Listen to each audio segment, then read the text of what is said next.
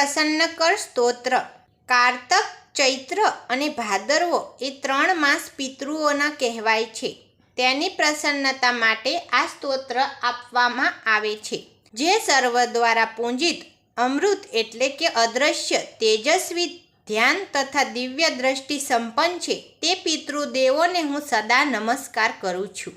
જે ઇન્દ્ર વગેરે દેવો, દક્ષ પ્રજાપતિ, મારીય, સપ્ત ઋષિઓ તથા બીજાના પણ નેતા છે, જે અમારી કામનાઓની પૂર્તિ કરનારા છે, તે પિતૃદેવોને હું પ્રણામ કરું છું. જે મનુ આદિ રાજર્ષિઓ, મુનીશ્વરો તથા સૂર્ય અને ચંદ્રમાના પણ નાયક છે.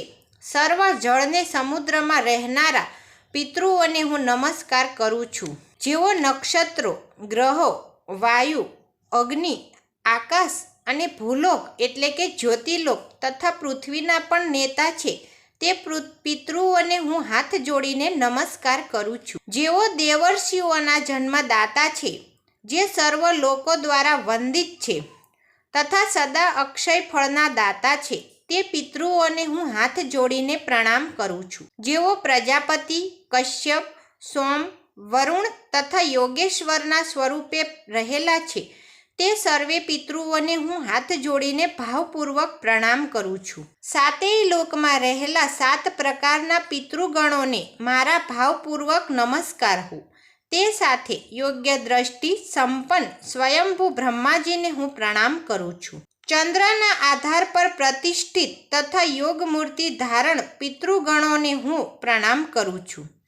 તે સાથે સમગ્ર જગતના પિતા સોમ એટલે કે ચંદ્રદેવનું હું નમસ્કાર કરું છું. અગ્નિ સ્વરૂપ અન્ય પિતૃઓને પણ હું નમસ્કાર કરું છું, કેમ કે આ સંપૂર્ણ જગત અગ્નિ અને સોમમય છે.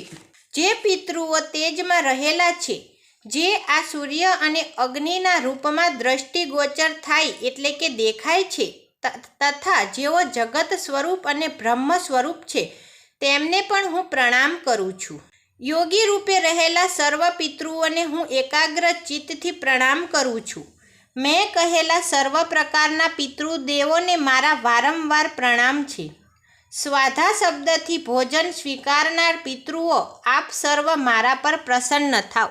મારા કુટુંબના હે પૂર્વના પિતૃદેવો, આપની પ્રસન્નતા પ્રાપ્ત કરવા માટે હમણાં જે પિતૃશ્રવણ કર્યું, તેથી આપ અમારા પર પ્રસન્ન થાવ.